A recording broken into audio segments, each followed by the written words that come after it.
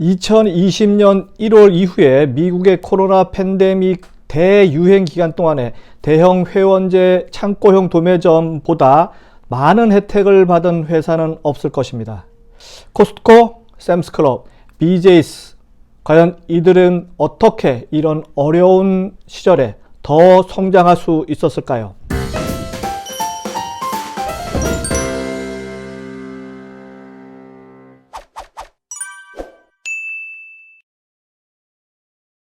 안녕하세요. 유통구단 김앤커머스 대표 김영호입니다. 오늘 무배격 49번째, 49번째 팬데믹 시절에 더 성장하는 회원제 창고형 도매점 MWC, 그 이유는 무엇일까 알아보도록 하는 시간입니다. 아시다시피 코로나 초기에 쇼핑객들은 식료품 그리고 생활필수품을 구매하기 위해서 이를 판매하는 회원제 창고형 도매점들에게 문이 닫지 않고 영업을 하는 그런 코스트코, 샘스클럽, BJ's 이런 대형 회원제 창고형 도매점에 사람들이 몰렸습니다. 특히 화장품 그리고 위생용품은 패닉 바잉으로 구매 자체가 사실상 불가능할 정도로 사람들이 엄청 몰렸죠. 이들 회사들은 구매 제한을 걸었음에도 불구하고 나름대로 대량 구매가 가능한 소매점이었기 때문에 쇼핑객들은 그곳으로 몰릴 수밖에 없었습니다. 그렇다면 우선 먼저 MWC, 우리나라에도 있는데요. MWC, 멤버십 웨어하우스 클럽, 이 무엇인지 정의를 내려보고 시작하도록 하겠습니다. MWC란 회원제로 운영되는 창고형 할인 매장을 지칭합니다. 일반 할인점보다 저렴한 가격으로 대량 판매를 하게 되죠. 1976년 미국 샌디에이고에서 문을 연 프라이스 클럽, 지금은 코스트코로 넘어갔지만 프라이스 클럽이 효시입니다. 그렇다면 MWC 특징을 한번 알아볼게요. 첫 번째, 일정에게 연회비를 받는 회원제였기 때문에 정기적이고 그 다음에 안정적으로 고객 확보를 할 수 있는 업체입니다. 두 번째, 대부분 도심의 외곽 부분의 넓은 부지에 창고형 매장을 갖추고 있고요. 매장의 높이는 약 4에서 5m 정도 높은 그런 층고를 갖고 있습니다. 세 번째, 대량 매입과 대량 판매 형식을 취하고 박스 및 묶음 단위로 판매하는 것을 원칙으로 합니다. 네 번째, 판매 물품은 다양한 품목을 갖춘 것이 아니라 구매 빈도가 상당히 많은, 회전율이 높은, 구매 빈도가 높은 상품 위주로 MD를 한다는 것, 고회전 상품 위주로 한다는 것 기억하시고요. 다섯 번째, 일반 할인점에 비해서 식품 비중이 상당히 높고요. 배달을 하지 않는다, 이런 특징도 있습니다. 그리고 여섯 번째, 팔레트에 실린 상품을 그대로 매장에 옮겨서 진열하는 방식을 택했기 때문에 물류비용 그리고 인건비, 실내 장식비 등을 대폭 낮춤으로써 일반 할인점보다는 20-30% 저렴한 가격에 판매가 가능합니다.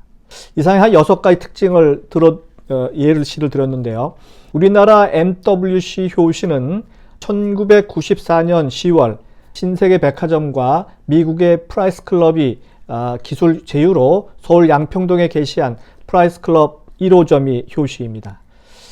다시 미국의 MWC 현황을 살펴보도록 하겠습니다. 팬데믹 기간 동안에 매출과 이익액 증가가 주가로 바로 반영되었죠. 그래서 코스트코는 90%가 상승했고 BJ's 주가는 240%나 상승하는 그런 큰 힘을 발휘했습니다. 가장 중요한 소비자 구매 패턴의 변화는 코로나 감염증 우려로 인해서 그동안 여러 장소를 돌아다니면서 쇼핑했던, 복합 쇼핑했던 그 구매 습관을 버리고 한 군데 혹은 많아야 두 군데에서 원스톱 쇼핑을 했다는 점이죠. 그래서 이제부터 식품 중심 채널보다는 비식품까지 판매하는 복합적인 쇼핑 채널이 향후에 더욱 경쟁력이 있을 거라는 가능성이 점쳐지는 대목입니다. 다시 한번 정리할게요. 지금까지 코로나 팬데믹으로 인해서 소비자들의 구매 패턴이 바뀌었어요. 예전에 코로나 전에는 여러 점포에서 다양한 상품을 구매했지만 이제는 그 코로나 팬데믹으로 인해서 감염이 될지 모르니까 한 군데 내지 두 군데, 많아야 두 군데 간다는 거죠. MWC는 식품 비중이 높은 쪽으로 이렇게 포커싱이 맞춰서 MD를 했는데 앞으로는 식품 이외의 상품도 그 MWC에서 구매를 하기 때문에 비식품 분야의 MD를 늘리고 보충해야 된다는 의미죠.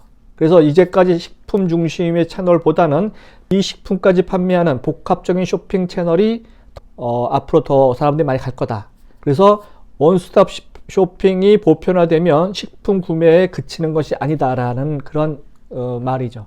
우리나라의 경우를 한번 들어보면요. 최근 2, 3년 동안 식품을 강화를 많이 했습니다. 식품 분야를. 그래서 비식품은 축소 지향하는 시점인데 시간이 지나면 이 전략이 국내 MWC 그리고 할인점의 경쟁력을 약화시킬 그럴 가능성이 상당히 높아 보인다라는 거죠.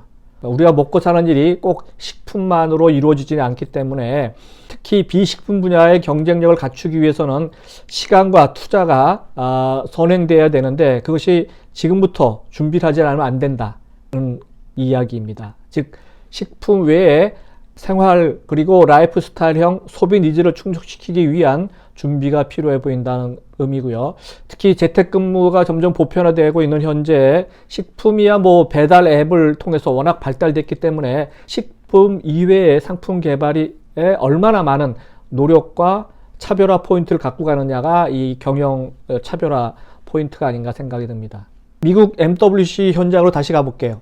코스트코 그리고 샘스클럽 이들 업체들은 배달을 소극적으로 진행했었지만 더 많은 소비자들이 온라인 구매를 선호할 수밖에 없음에 따라서 이커머스 비즈니스를 활성화시킬 수밖에 없었습니다. 그래서 이들은 외부 배달 업체와 제휴를 해서 당일 식품 배달 시스템을 구축했고요.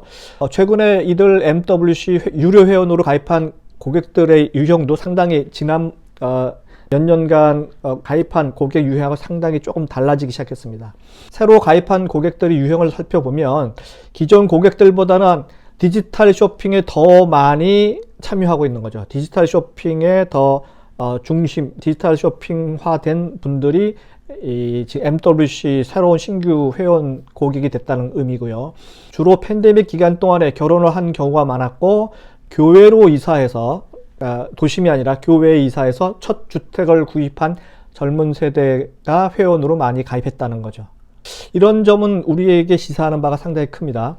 이들 MWC 주요 고객들의 소득을 살펴보면요. 코스트코가 10만 달러 이상의 고객이 49%, BJ스는 45%, 샘스클럽은 36%라고 합니다. 그러니까 10만 달러 이상이라는 건 중산층 이상을 얘기하는데요. 가처분 소득이 줄어드는 인플레 시대에는 타격을 입을 가능성은 높아 보입니다. 자, 그렇다면 MWC 비즈니스의 미래는 어떨까요? 팬데믹이 완화되면 재택근무가 이제 사라질 거죠. 그래서 사무실로 의무 출근제가 실시될 것이고, 뭐 레스토랑, 뭐 영화관, 슈퍼마켓 등등 어디든 뭐 이제 갈 수 있게 되면 전염병 이전의 패턴으로 돌아가기 시작한다면 MWC 업체들이 실적이 하락할 가능성도 높아 보입니다. 그래서 미국에서 심화되고 있는 그 인플레이션으로 인해서 물가 상승이 발생하면 대량 구매가 사라질 가능성이 높기 때문에 실적 부진을 예고하고 있는 거죠. 따라서 우리나라도 마찬가지로 식품 중심의 지금 MD 그리고 온라인 중심의 판매 방식이 일정 시간이 지나면 매출 증가에 악영향을 끼칠 우려가 보입니다. 이런 조짐이 보이기 시작한 것이 지금 이마트 트레이더스의 매출 신장 곡선을 한번 보니까요. 지금까지 상당히 높았거든요. 2021년 하반기에 들어서면서 하강하기 시작했다는 사실도 참고할 만합니다. 그러니까 2021년 상반기까지는 20%의 고공 성장세를 보였고요. 그런데 이것이 이 이마트 트레이더스가 2021년 하반기부터 약간 떨어지기 시작해요.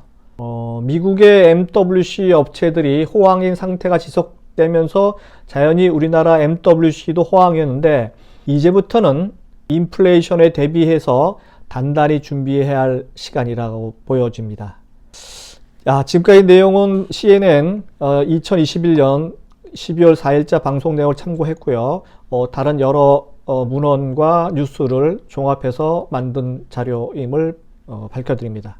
이상은 유통구단 김용호의 무배격 49번째 팬데믹 시절에 더 성장하는 회원제 창고형 도매점 그 이유는 편이었습니다. 다음 시간에 뵙도록 하겠습니다.